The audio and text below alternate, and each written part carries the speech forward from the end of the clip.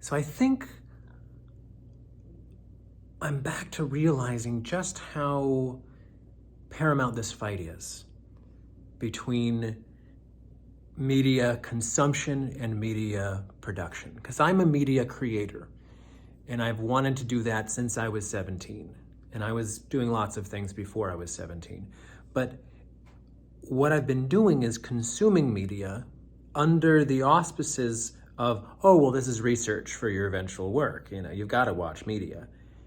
And that's a real BS excuse for consuming in excess and never, you know, it's like, it's one thing if you're analyzing the work of a director or an editor that you're considering working with. That's research, right?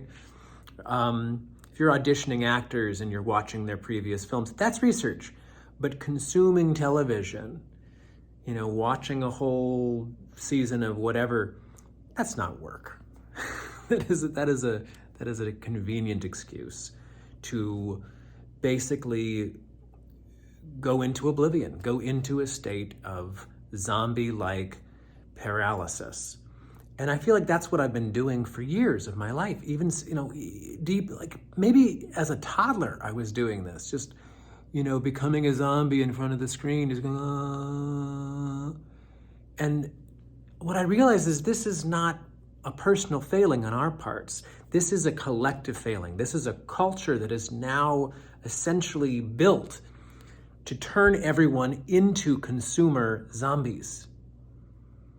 And it's not necessarily some evil people at the top, although that would be clever, right? Some conspiracy evil people like manipulating everything. Aha, we've got them all now. They're docile bodies. We can control them and do whatever we want. Or it could just be our brains are wired this way. And when everybody wants to make money and they're using marketing through TV entertainment to do it, this becomes the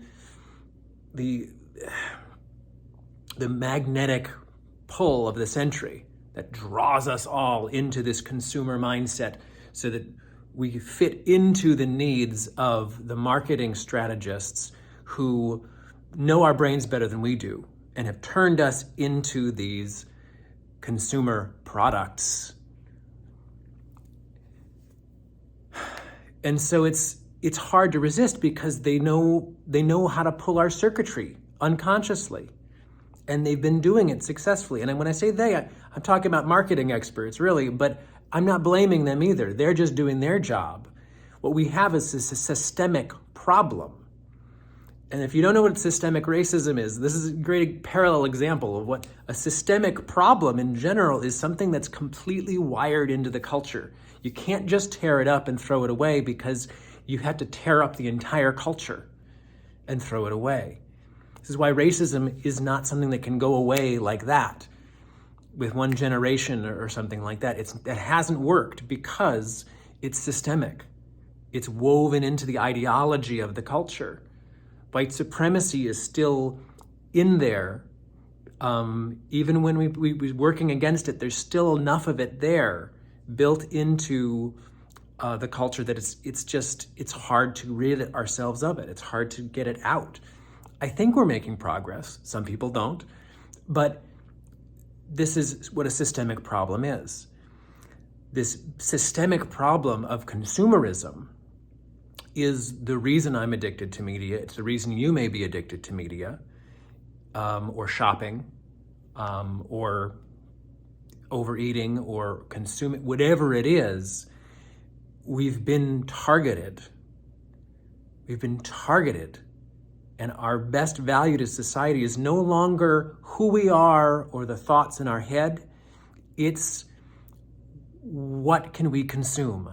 How much can we move the economy by working hard and earning money so that we can spend it all in the economy and get the movement of the economy? So we're all basically working our entire lives to create this hamster wheel for all of us to continue to be on constantly. And I don't want it. I'm against this. I want to create media that works in the opposite direction, that says, hey, stop consuming. Hey, be mindful of what you're watching. Hey, Only go for the best quality content that's enhancing who you are, that's making you a better person, that's helping you with your relationships and your career and your sense of purpose. Only watch that. That's the kind of content I want to create. I don't want to create the other stuff. It's no good for me to research the entertainment industry by watching a bunch of entertainment drivel that is not helping me at all as a human being, because that's not what I want to make. What am I learning from that? How to make stuff that's the opposite of what I want to make. As brilliant as some of the entertainment is out there, it is manipulative because it doesn't have a purpose. It doesn't serve a purpose to us as individuals. It doesn't really help society.